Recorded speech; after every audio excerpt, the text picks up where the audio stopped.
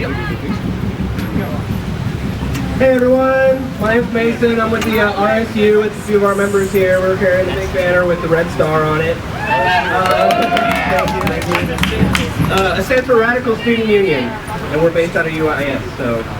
But we just have a few things to say. We'd like to start off with a poem that is called The 90 and the 9. And it was published October 25th, 1884. So it was a really long time ago, and it was in the Alarm, a Chicago socialist paper edited by the Haymarket martyr Albert Parsons. And Sonny, are you can't hear me? Okay. Like this? Yeah! All right. And though they didn't publish the name of this author of this poem, it was a woman, so we know that. So, yay for feminism! All right, so this is how it starts. There are 90 and 9 that live and die in want and hunger and cold. That one may revel in luxury and be lapped in its silken folds. The 90 and the 9 in their hovels bare. The one in a palace with riches rare. They toil in the fields, the 90 and the 9, for the fruits of our Mother Earth. They dig and delve in the dusky mine and bring its treasure forth, and the wealth released by their sturdy blows to the hands of the one forever flows. From their sweat of their brows, the desert blooms, and the forest before them falls. Their labor has built humble homes and cities with lofty halls, and the one owns city, homes, and lands, and the 90 and the 9 have empty hands. Yep. Yeah. Thank you. Cheers for an unnamed woman, right? Okay. And this is Chris, and he's going to talk about some other of our ideas. Hi, my name's Chris, and I'm with the Radical Student Union as well.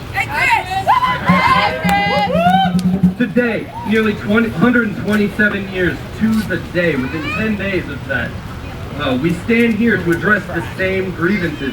We stand in solidarity with Occupy Wall Street, with populist movements around the globe. We come here with memories of the martyrs throughout history in our hearts, guided by the same principles and the same dreams. Today, 127 years later, we still cry out, we are the 99%.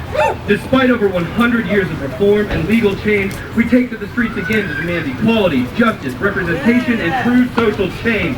The banks, Wall Street, big business, the government, those 1% are just corrupt representations of the many symptoms of capitalism, which are tearing at the fabric of our communities, minds, and lives. Greed zones take takings and not leaving behind for the next in line, promoting profits over people. These are values that stand like a wall before us. We break it down and rebuild. We understand that greed is not something that can be eradicated, but instead we call for greed to cease to be the driving force behind our society. We trace our greed-centric society back to its capitalist roots, firmly entrenched in the system itself. There can't be no capitalism without greed at its heart. We have seen law after law, reform after reform lead into a slight improvement of conditions for some, a minimum required appeasement.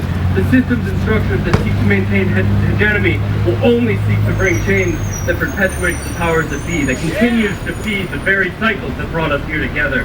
As we gather to remember that we are the 99%, we must never forget that globally we are the 1%. We strive not only to better ourselves, but for a better life for all. This movement cannot stop here.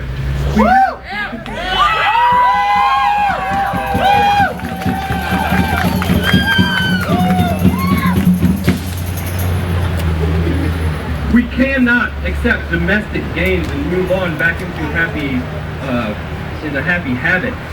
All around the world, we see independent movements simultaneously standing up, making their voice heard. We gain inspiration from these struggles.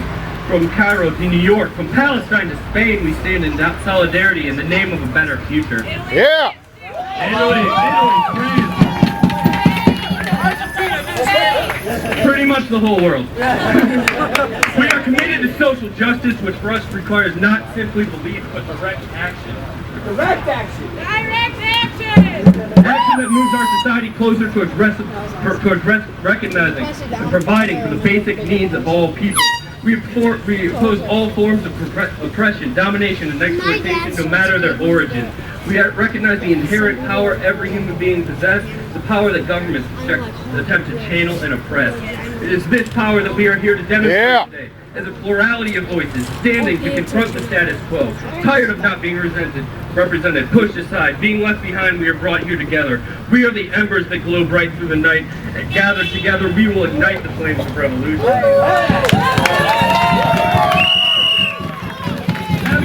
The key to organizing an alternative society is to organize people around what they want and what they can do.